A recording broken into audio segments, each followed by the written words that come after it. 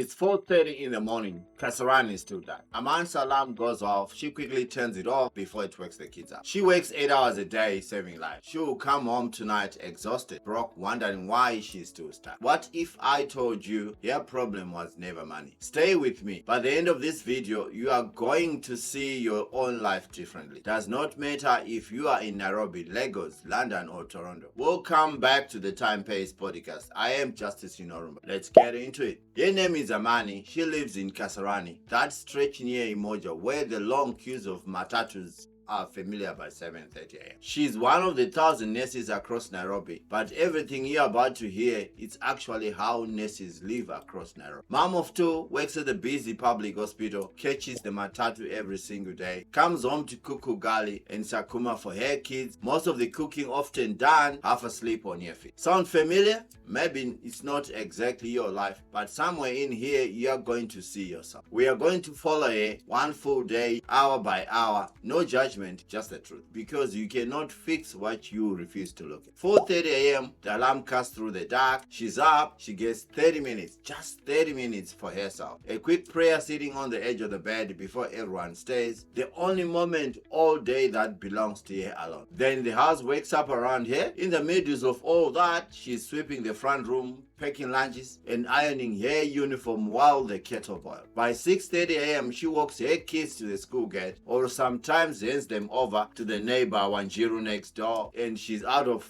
on the streets herself. At 7:30 a.m., she's at the matatu stage on the Kasarina Road. Some mornings it's smooth, other mornings you know this one if you have lived in Nairobi. Matatu after matatu pulls up full, doors already sliding shut. She jumps on the border, gripping her bag just to beat the clock. By the time she reaches the hospital gate, queues through the security, almost an hour is already quietly disappeared. Gone. She'll never get it back. 7:45, handover. 8 o'clock, the real work starts. Medication rounds, vitals, dressing changes, sitting with a frightened patient for 30 seconds, the time she doesn't really have. Sometimes chatting, responding when things go wrong fast. She works straight through till 4 p.m. That includes a short lunch, often eaten standing up, and a quick 15-minute handover at the end. 4:30 p.m. back in traffic, 45 minutes or maybe an hour watching the same stretch of road. Home by 6, she actually gets a rare half an hour to just sit on the step outside her house to breathe. Then it's homework at the table, dinner on the stove. The family eats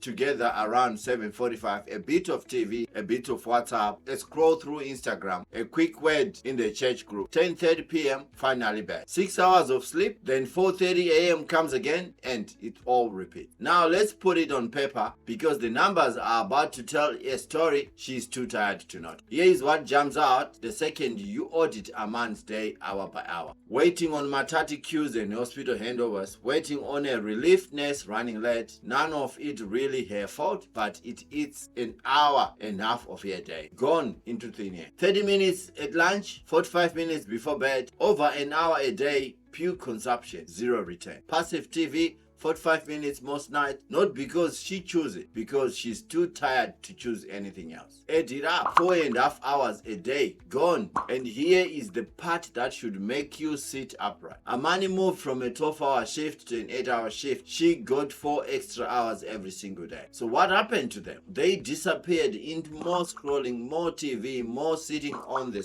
same step outside the house. That is the real lesson hiding in this whole audit. More free time does not fix a time problem, only intention does. Now some of that 4.5 hours is rest she genuinely needs. Nobody saying cut it all, but a good chunk of it. It feels like rest. It does not actually restore her. Some of it could simply be handled different. School drop-offs, shared with Wanjiru next door, 1 week each. Bills paid by standing order instead of standing in queues. Meals prepped on yet one day off instead of cooking from scratch while it's exhausted every single night. And the matatu ride, 4-5 minutes to work and an hour back, put a podcast in your ears like this one, and dead time becomes growth time instantly, no extra hours required. So let's talk numbers, because numbers don't lie. Numbers are actually what changes behavior. If Amani reclaims 30 minutes a day. That is 182 hours per year. Almost 8 full hours of her life handed back to her. 1 hour a day, that's 365 hours. 15 days. 2 working weeks of extra life every single year without quitting a job. 2 hours a day, 730 hours. A full extra month hiding inside the schedule she already thought was maxed out. Now, what could she actually build with that? An hour a day, enough to read 45 books, enough to finish 24 online courses, enough to learn how to actually use tools like Claude AI to write content, to automate the boring admin, maybe even to start answering questions in your own field, maternal health, wound care, first aid from Numa. At 2 hours a day, enough to launch 2 to 3 small income streams in a single year, enough to start nursing up, enough to start a side hustle in health content. And yes, plenty of Kenyan nurses are already doing exactly that on TikTok and YouTube. Realistically, a focused income, tutoring, content, consulting could add somewhere between 15 to 50,000 shillings a month within a year. That is not a promise. That is what is possible when reclaimed hours get pointed out at something with it.